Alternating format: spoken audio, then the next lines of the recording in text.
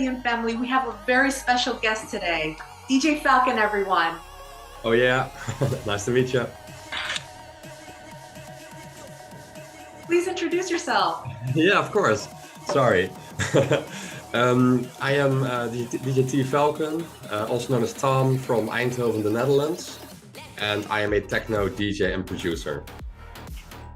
What inspired you to choose your artist name?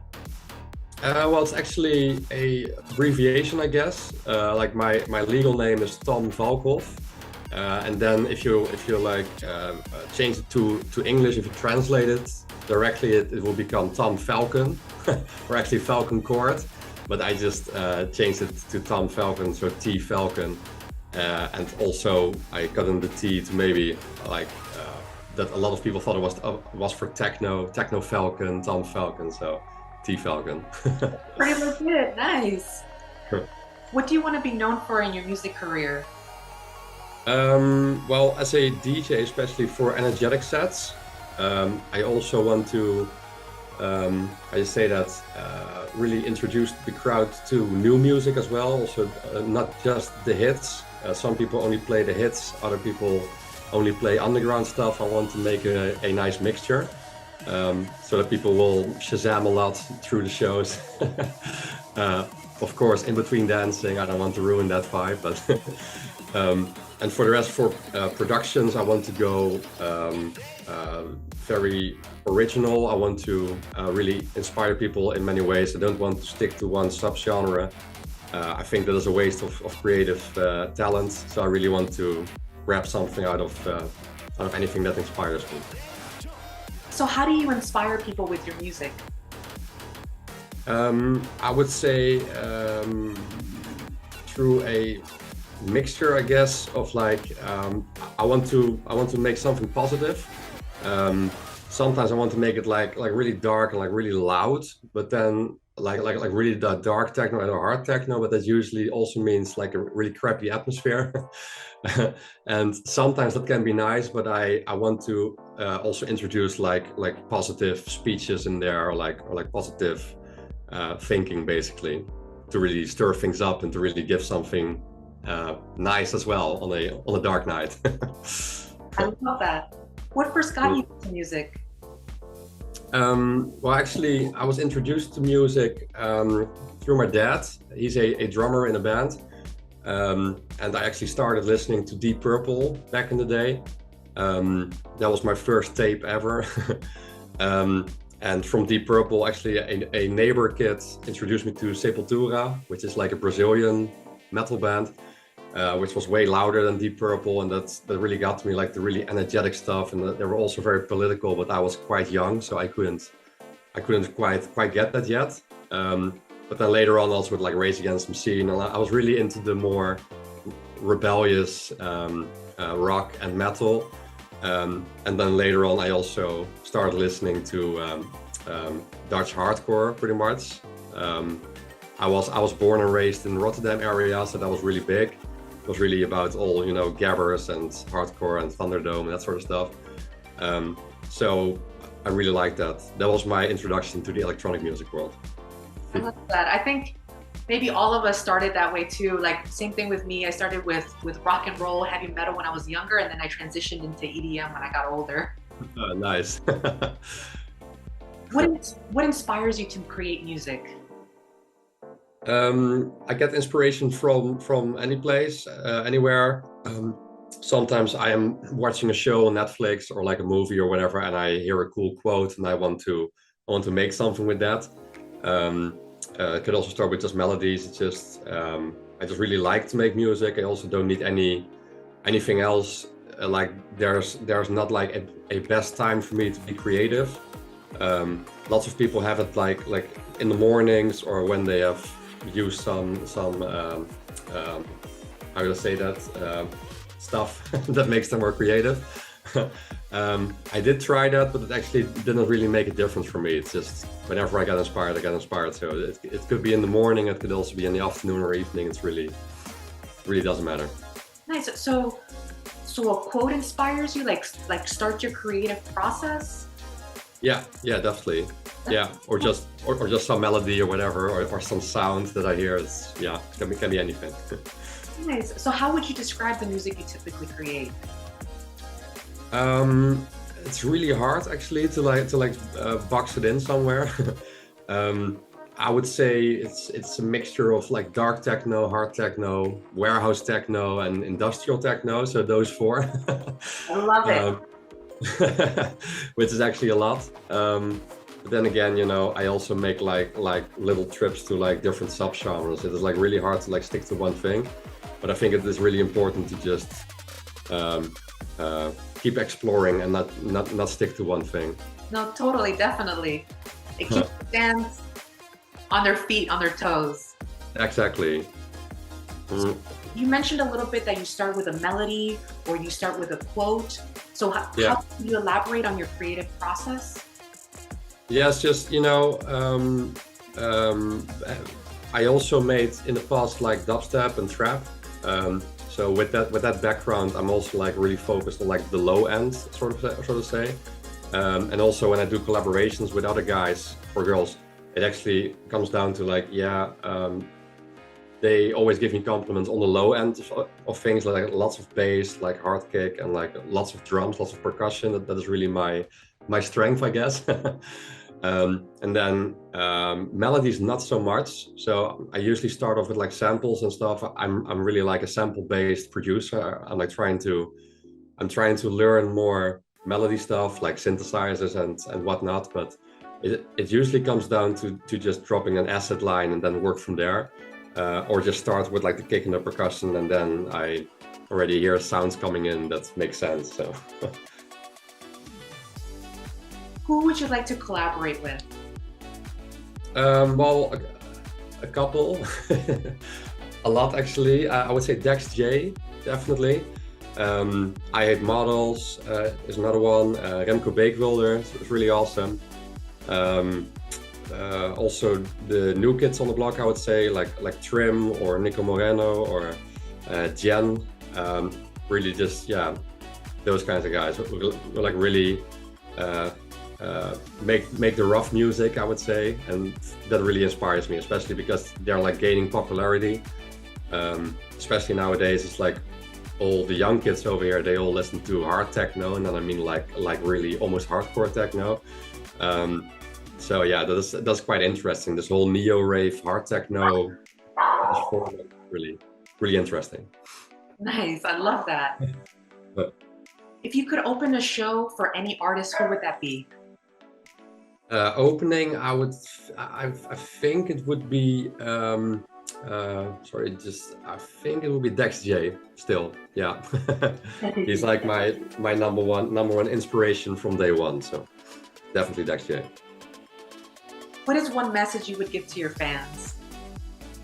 Believe in yourself.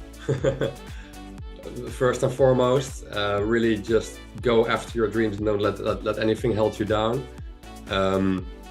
That's something that I did as well. I had to learn the hard way, I would say. So definitely believe in yourself and keep on going. Just don't give up, whatever you want to pursue. I love that. What would you be doing right now if it wasn't for your music career? Well, there's actually no plan B. So it is quite hard to answer that one.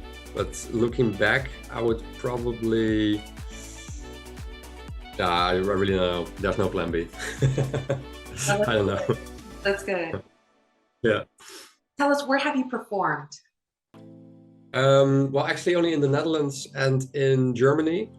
With my former project under the name of Streetwise, I also played in Belgium and France.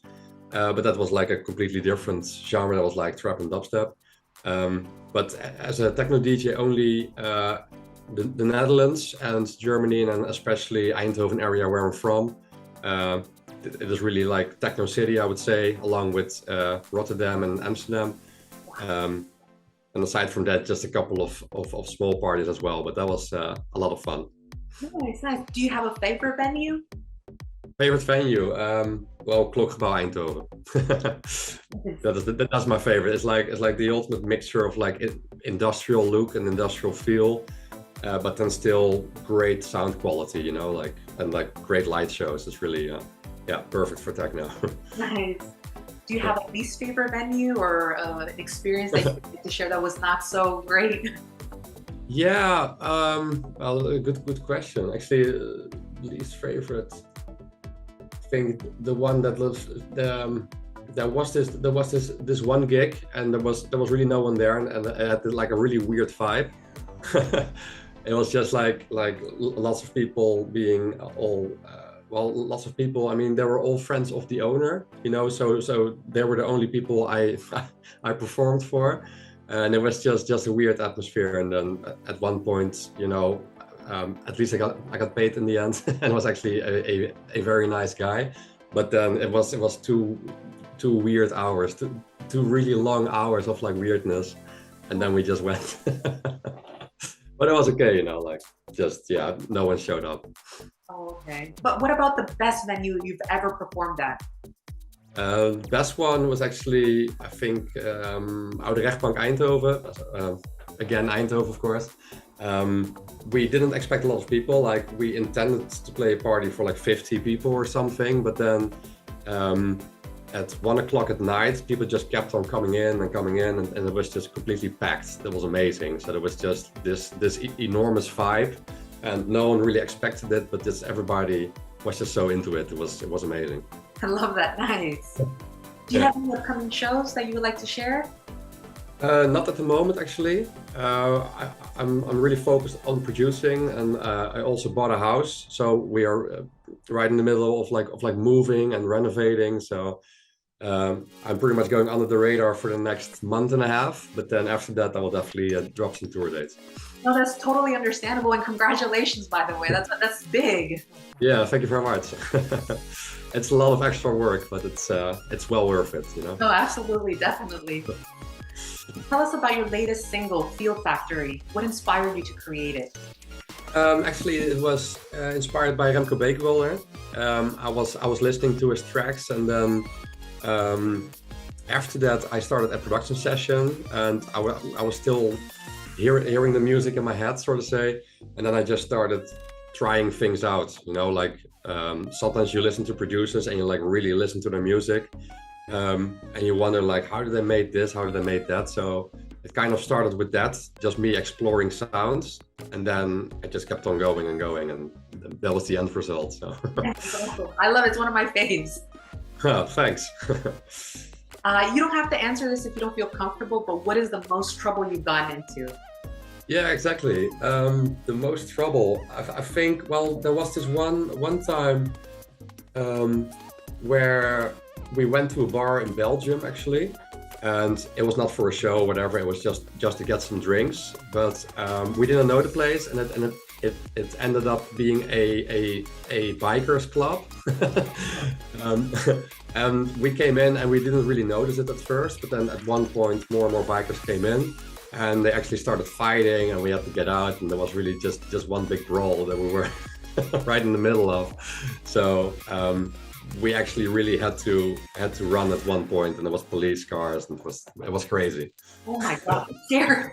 There was a lot of trouble, and then in the end we were actually caught by a policeman, and we actually had to tell the whole story and like really prove that we were not part of it. So that's good. At least you got away with it. That's good. Yeah, exactly. That was scary. What is one thing you would change about the music industry?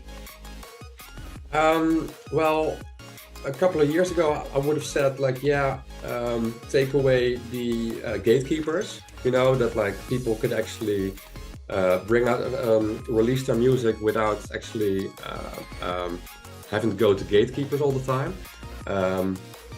That is now completely changed. Now everybody can go, can actually release their own music, like on their own label or just no label. You know, they can just all release their music through social media, YouTube and DistroKid and whatnot. But then I think the biggest challenge that we have is that we just have to support each other. And I still see a lot of elbow work, we call it here, you know, like really stepping over other people to get somewhere. And I really strongly believe that there's enough for everyone to enjoy, and that we should really help each other. So. No, for sure. That's important. We got to support each other, you know, like Right. At least put someone's song on repeat for a couple times. Exactly. Going. Makes a big difference, sure. What's next for you? Next, I definitely want to keep on growing my socials. I also want to tour a lot more, like actual tours outside of like Holland, Belgium, and Germany. Also, not forget those three countries, of course. But for the rest, is really just go bigger and especially keep listening to the fans, what they want to hear, what they want to see, and really. I think collaborate with that instead of just doing my own thing. Of course, I will still keep doing my own thing, but I will always listen to the fans, because without them, you're basically nothing. and you will be playing music for yourself, you know. So that's really, yeah. Keep for the love. So where can the fans find more information about you? Just anywhere. If you just Google T Falcon, that's like T-Falcon. But just anywhere: Instagram, YouTube, Facebook, Twitter. I'm all over the place. Thank you so much, DJ T Falcon. We really appreciate your time. Sure thing. Thank you as well. And have a great day. Peace.